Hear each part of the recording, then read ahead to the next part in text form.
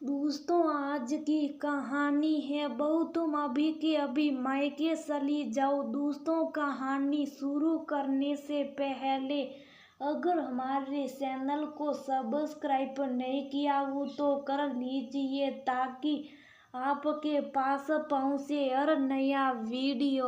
अरुणा की छोटी बहन नीतू का फोन था। दीदी कैसी हो, क्या हाल चाल है? हम सब मजे में। आज सवेरे सवेरे फोन कैसे कर दिया? अभी तो सवेरे के 8 ही बजे, शाही नाश्ते का टाइम है। तुम सब कुशल मंगल तो हो ना? अरुणा ने पूछा। हाँ दीदी, हम सब ठीक है। असल में पीयूष ऑफिस के काम से 2-3 दिन के लिए बाहर गए हैं।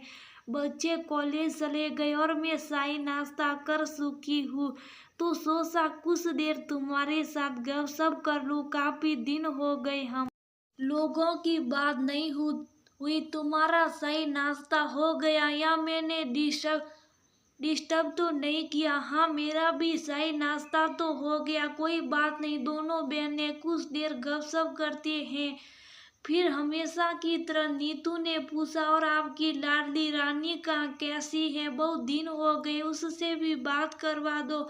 वह तो घर पर नहीं है। इतनी सवेरे घर पर नहीं है? कमाल है, जब भी फोन लगवाओ घर पर नहीं है। कितना घूमती रहती है तुम्हारी बहू?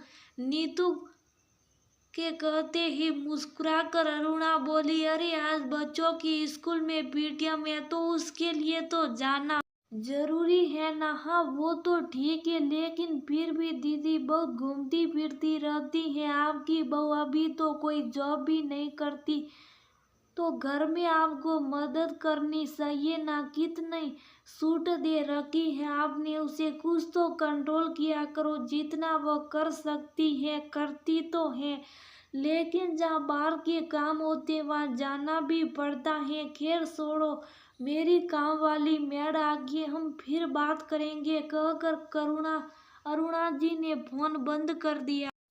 अरुणा जी का एक ही बेटा है धीरज, जिसकी शादी रानी के साथ 7 साल पहले हुई।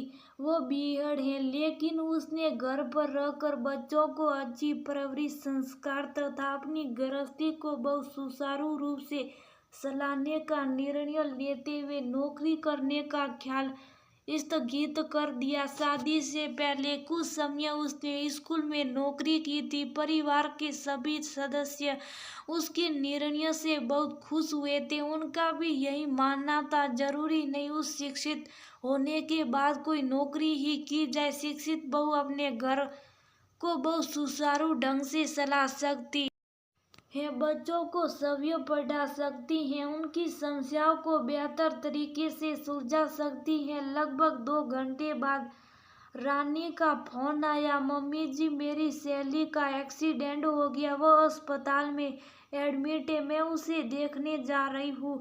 मुझे घर लौटने में थोड़ा वक्त लगेगा। अरुणा को अभी कुछ देर पहले ही अपनी छोटी बहन की कई बात तुम्हारी बहू तो घर में टिकती ही नहीं याद आ गई। कुछ बुरा भी लगा कि घर के कितने काम पड़े और घंटा 2 घंटा लेट आएगी। फिर ये विचार भी उठा, पता नहीं उसकी सहेली को कितनी चोट लगी होगी। ठीक है ना, अब घर से निकली हुई है तो वह भी काम निपटा कर आ जाएगी, नहीं तो घर आने के बाद फिर दोबारा जाना पड़ता। अरुणा जी बहुत ही सूझी हुई, सरल और समझौतावादी स्वभाव की है। जीवन के अनुभव से जानती है परिवार में एकता, शांति, सामंजस्य बनाए रखने के लिए छोटी छोटी बातों को नजरअंदाज करना पड़ता, तभी घर में खुशहाली रह सकती है। एक दिन उनकी दूर की रिश्तेदार अरुणा जी के घर आई। उस दिन रानी के बच्चों की स्कूल का वार्षिकोत्सव था और वह स्कूल गई हुई थी। जब अरुणा जी सवेरे ही उठकर शाही नाश्ते का इंतजाम करने के लिए उठी तो वह पूछने लगी, तुम्हारी बहू कहाँ? अरुणा ने बताया, वह बच्चों की स्कूल के प्रोग्राम में गई है। तो धीरे से बोली, मैं पहले भी तुम्हारे पास 1-2 बार आई थी, तभी वह घर नहीं थी। कितना घूमती रहती है तुम्हारी बहू। अरुणा को बुरा तो लगा, फिर उसने बात संभाली और कहा, ये तो सहयोग की बात है कि तुम जब आई तो वह किसी काम से बाहर गई हुई थी। घर के कितने काम होते हैं, उन्हें गिनाया तो नहीं जा सकता। न इसमें शिकायत की कोई बात ही नहीं। वह रिश्तेदार शुभ हो। उस दिन रानी अपनी किटी पार्टी में गई हुई थी। कुछ देर बाद अरुणा की एक सहेली उसे कॉलोनी में किसी से मिलने आई थी। जाते वक्त वह कुछ देर के लिए अरुणा से मिलने आ गई। अरुणा पानी लाने के लिए उठी तो सहेली ने पूछा, तुम्हारी बहू का आज उसकी किटी पार्टी है, वहीं गई उसके कहती सहेली बड़ी किस्मत वाली है, तुम्हारी बहू आराम से घूमती फिरती रहती और पीछे घर तुम संभालती रहती हो, बच्चों को भी देखती हो, घर के काम भी करती हो भाई। वाह, उसके शब्दों में व्यंग तथा ईर्ष्या की झलक साफ नजर आ रही थी। अरुणा जी को विचार उठा कि क्यों न ऐसे लोगों को स्पष्ट शब्दों में जवाब दिया जाए ताकि मन गंडत बातें बनाकर फैलाने का काम बंद कर दे। अपनी सहेली से बोली, देखो जितना काम मैं करती हूँ और जितने सुख मुझसे मेरी बहू को मिलते उतना ही मुझे भी उससे प्राप्त होता। वह भी घर के कार्य करती है, लेकिन फर्क ये है कि उसके बाहर के काम ज्यादा होते तो आप लोगों को लगता है कि वह घूमती रहती हैं और घर पर टिकती नहीं। अब बताओ, जो बाहर से सामान लाना, बच्चों की स्कूल जाना, डॉक्टर हॉस्पिटल के पास जाना या राशन सब्जी लानी, बैंक से पैसे निकालने, वह तो बाहर जाकर ही लाने पड़ेंगे ना। तो ये सारे काम वह अपनी मर्जी से जिम्मेदारी से करती हैं। अब क्या उसके काम को हम व्रत कहेंगे? मैं तो नहीं देंगे। ये तो सरासर ज्यादती है कि हम सिर्फ अपने कार्य को महत्व दे और दूसरे के कार्यों को महत्वहीन माने। मुझे उससे कोई शिकायत नहीं, फिर लोगों को क्यों है? सहेली शक पका गई। उसे अपनी गलती महसूस हुई। अच्छा चलती हूँ, देर हो रही, फिर मिलेंगे कहकर वह चली गई। अरुणा जी ने सहम की सांस ली। चलो आगे से मेरे ही सामने मेरी बहू की बुराई नहीं करेगी। रानी ने 2-3 समाज सेवी संस्थाएं भी ज्वाइन की हुई थी जो अपंग बच्चों तथा कैंसरग्रस्त बच्चों के लिए कार्य करती थी। हर महीने वहां जाकर कभी उनके लिए खाने का सामान, कभी कपड़े, कभी आर्थिक मदद की जाती थी। इसी के लिए भी वह जब वहां जाती थी तो 2-3 घंटे का समय लगता ही था, इसलिए वह कई बार खाने का कार्य करके जाती थी। वैसे तो घर में सभी कार्यों के लिए मेड थी, लेकिन खाना सास बहू मिलकर ही बनाती थी। कभी कभी रानी सोचती उसकी 60 वर्ष की उम्र पार कर चुकी है तो अब उन्हें थोड़ा आराम करना चाहिए। जब वह उनसे कहती कि आप आराम करिए, मैं काम कर लूंगी, तो वह कहती शरीर हाथ पैर चल रहे तो मैं भी स्वस्थ रहूंगी और मुझे संतोष मिलता है कि अभी भी मैं सारे कार्य अच्छे तरीके से कर सकती हूँ। दोपहर का खाना खाकर सास बहू अपने कमरे में आराम कर रहे थे। अचानक रानी दौड़ती हुई आई और रोते हुए बोली, मम्मी जी, मेरे डैडी को हार्ट अटैक आया है, उनकी तबीयत बहुत खराब है, अस्पताल में एडमिट है।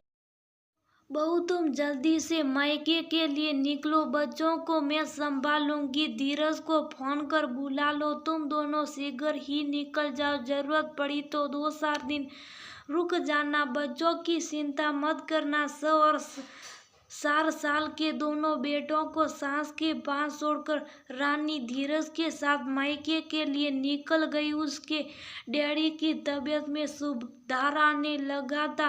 धीरज तो 2 दिन बाद वापस आ गया, लेकिन रानी और 2 दिन रुकी। रानी के मन में सास के प्रति अपार श्रद्धा और आदर के भाव आ गए थे। वही अरुणा जी सोच रही थी, अभी भी कुछ लोगों ने मन ही मन कहा होगा कि बच्चों को सास के पास छोड़कर मायके चली गई, लेकिन उन्हें ये नहीं पता परिस्थिति के अनुसार हमें निर्णय लेना होता है, उन्हें अपने निर्णय पर पूर्ण संतोष था। जैसा अरुणा ने सोचा था वैसा ही हुआ। अगले दिन पड़ोसन ने पूछा, रानी नजर नहीं आ रही, वो कहीं बाहर गई है?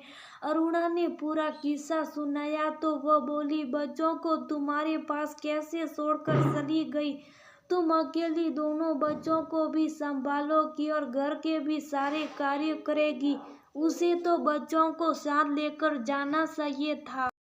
अरुणा ने कहा, वहाँ वह अपने डैडी को देखती या बच्चों को संभालती। मुझे कोई तकलीफ नहीं बच्चों को संभालने में, और घर के कामों के लिए काम वाली है ना। अगर ऐसे मौके पर भी हम अपनों के काम ना आ सके तो काहे की रिश्तेदारी। पड़ोसन चुपचाप अंदर चली गई। 2 दिन बाद रानी लौट आई। आरती सास के गले लग गई और बोली, मम्मी जी थैंक यू, आपने मुझे मायके भेज दिया तो मैं पापा की ठीक से देखभाल कर पाई। अब वे खतरे से बाहर हैं।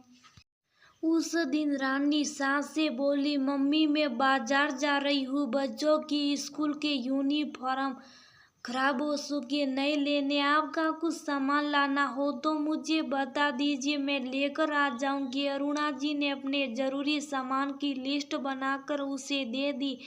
जब रानी स्कूटर लेकर सामान लाने के लिए निकली तो अरुणा जी की आंखों में प्रशंसा के भाव तैराए। कितनी जिम्मेदारी से घर और बाहर के कार्य करे, लेकिन लोगों को लगता है कि वह घर में टिकती नहीं और घूमती रहती है। लोगों की इस दरिद्रता सोचकर उन्हें हंसी भी आ गई और तरस भी। अक्सर ऐसा ही होता, अगर बहू बाहर के सारे काम निपटाती हैं तो देखने वालों को यही लगता है कि वह घूमती रहती है, घर के कोई कार्य नहीं करती। लेकिन ये उनकी गलतफहमी है। निपुण और समझदार बहुएं समय प्रबंधन के हिसाब से सभी कार्य निपटा लेती